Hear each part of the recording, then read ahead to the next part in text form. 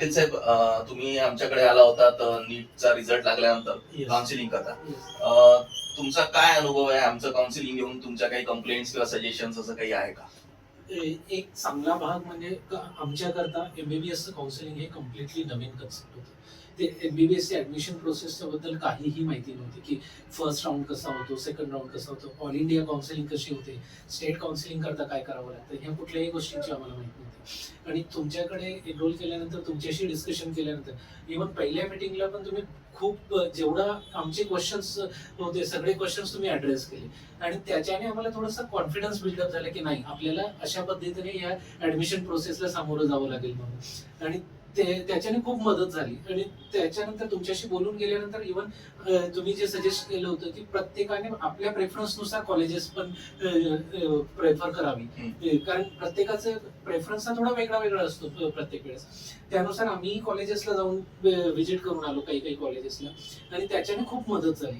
आणि दुसरा एक बेस्ट पार्ट तुमच्या काउन्सिलिंगचा एक पाहिला की कधीही कॉल केला, काही केलं की इमिजिएट रिस्पॉन्स मिळाली तुमच्याकडनं.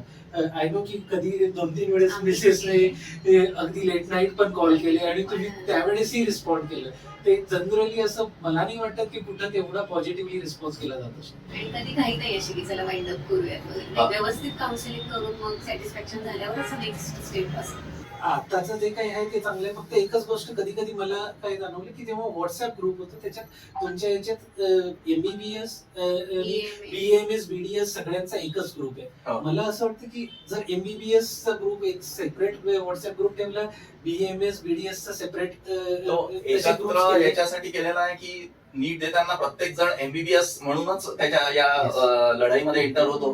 परंतु मग लढाई लढता लढता हे लक्षात यायला लागतं की एमबीबीएस मिळत नाहीये, मग कारण तेच टार्गेट पॉप्युलेशन शेवटी तेच आहे. त्याच्यामुळे ते फिल्टर आउट. म्हणणं बरोबर आहे. फक्त जेव्हा ते सारखे एक्सटेन्शन यायचे, जसं ऑल इंडिया राऊंडला परत एक्सटेन्शन मिळालं किंवा स्टेट काउन्सिलिंग राऊंडला परत एक्सटेन्शन मिळालं, तर ते डेट्स लक्षात ठेवून सगळं करणं आणि त्यात मग हे बीएमएस चे वगैरे जे काही नोटिफिकेशन, त्यामुळे थोडं आमचं म्हणजे ते फिल्टर आउट करणं तुम्हाला जरा जवळ गेलं, मेसेजचा ओव्हरलोड झाला. मी असं केलं की आमच्या तिघांचा ग्रुप केला आणि जे एमबीबीएस चे पण यायचे ना ते तिकडे ट्रान्सफर केले. बरोबर, की जेणेकरून वीकेंड ट्रॅक कव्हर असतं. बाकी तर काही नाही, बाकी सगळं व्यवस्थित. ओके. तर तुमच्या संपूर्ण कुटुंबाकरता खूप खूप शुभेच्छा भविष्याकरता. कारण जसा नीट यूजी हा संपूर्ण कुटुंबाचा प्रवास आहे, तसा एमबीबीएस जरी विद्यार्थी करत असतो तरी तो पालकांचा पण प्रवास आहे. म्हणजे नवीन आहे सगळं. तुमची पहिली पिढी आहे डॉक्टर बनणारी, नाही का?